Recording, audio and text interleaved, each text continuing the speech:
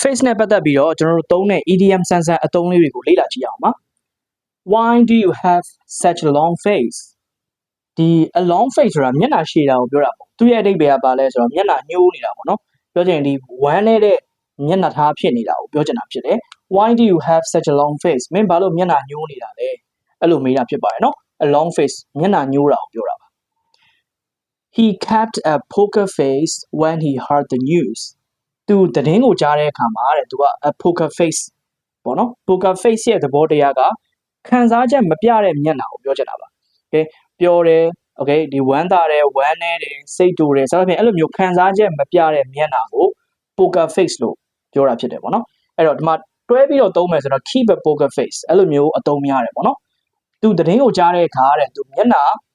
တီးပြီးတော့နေခဲ့တယ်ပေါ့နော်ပြောချင်တာဒီခံစားချက်မပြဘူးပေါ့မျက်နှာဒီတိုင်းအတီတက်မယ်နေခဲ့တယ်ဆိုလို့ရအဲ့လိုမျိုးခံစားချက်မပြတာကိုပြောချင်ဒီ poker face ကိုသုံးလို့ရပါတယ်ဒီလိုမျိုး noun နဲ့သုံးလို့ရတယ်လို့ဒီလို poker face hyphen ခံပြီးတော့ adjective အနေနဲ့လည်းသုံးလို့ရတယ် The manager remained poker faced throughout the meeting okay ဒီအစည်းအဝေးတစ်လျှောက်လုံး manager က okay ဒါ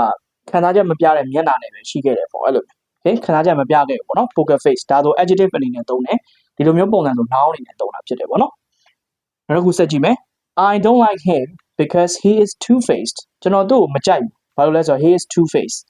two-faced ရဲ့သဘောတရားကြတော့အရှိတစ်မျိုး၊ကွဲရတစ်မျိုးအဲ့လိုမျိုးမျက်နှာနှစ်ဖက်နဲ့လူမျိုးပြောချင်တာပေါ့နော်အဲ့လိုမျိုးအရှိတစ်မျိုး၊ကွဲရတစ်မျိုးလုံးတက်တဲ့သူမျိုးအဲ့လိုမျိုးပေါ့နော်ဒီမယိုးသားတဲ့လူကိုကျွန်တော် two-faced okay ဒါ adjective အနေနဲ့သုံးတာဖြစ်တယ်ပေါ့နော်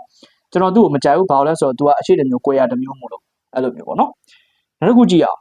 It was a bare-faced lie okay bare-faced ဒါ adjective ဖြစ်တယ်သူရဲ့အဓိပ္ပာယ်ကဘာလဲဆိုတော့မျက်နှာပြောင်တိုက်တာကိုပြောတာပေါ့နော်ဒါ adjective ပါ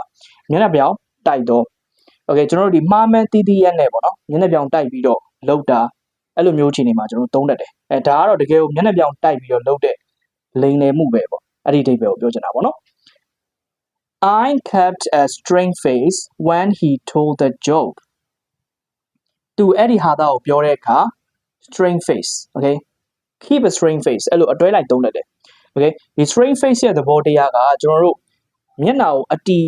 ထားတာပေါ့နော်ပြောချင်တာကမရီမိအောင်ထိန်းတယ်ကိုယ့်ရဲ့မျက်နှာကိုတီတီတန်းတန်းပုံစံထားတယ်ဆိုတဲ့အတိတ်ပဲသူအဲ့ဒီဟာသားကိုပြောတဲ့အခါမှာကျွန်တော်မျက်နှာကို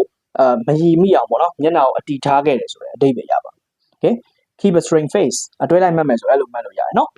နောက်တစ်ခုကြည့်မယ်ဆို the boy was red faced when he realized his answer was wrong red face ဆိုတာကရှက်သွားတာကိုပြောတာမျက်နှာညီပြီးတော့ရှက်သွားတယ်ပေါ့နော် The boy was red face ကောင်လေးကရှက်သွားခဲ့တယ် when he realized သူသဘောပေါက်သွားတဲ့အခါပေါ့နော် his answer was wrong သူ့ရဲ့အဖြေကမှားတယ်ဆိုတော့သူသဘောပေါက်သွားတဲ့အခါကောင်လေးကရှက်သွားခဲ့တယ်အဲ့လို okay မျက်နှာညီပြီးတော့ရှက်သွားတယ်ပေါ့နော် red face adjective အနေနဲ့သုံးထားတယ်နောက်တစ်ခုကြည့်အောင် The teacher stood at the door with a stern face stern face ဆိုတာကမျက်နှာကြောတင်းတာကိုပြောတာပေါ့နော်ဆရာမကဒီတကားမှာထပြီးတော့ဒီမျက်နှာကြောတင်းတင်းနဲ့ပေါ့နော်သိမလားမျက်နှာအတီး straight ဖြစ်တဲ့ပုံစံနဲ့မျက်နှာကြောတင်းတင်းနဲ့မတက်ရက်ပြီးတော့ okay ဒီတကားနားမှာမတက်ရက်တယ်ပေါ့ဗျာဆိုလိုရင်းကအဲ့လိုမျိုး okay အဲ့တော့ဒီမှာ stern face ဆိုတာကမျက်နှာကြောတင်းတာကိုပြောတာပေါ့နော် okay ဟုတ်ပြီဒီအသုံးလေးတွေကတော့ကျွန်တော်တို့အရန်ကိုသုံးလို့ကောင်းတယ်ဒီ face နဲ့တွဲပြီးတော့သုံးတယ် idiom ဆန်ဆန်အသုံးတချို့ဖြစ်ပါတယ်ပေါ့နော်အားလုံးပဲနားလည်မယ်လို့မျှော်လင့်ပါတယ် bye bye see you in the next video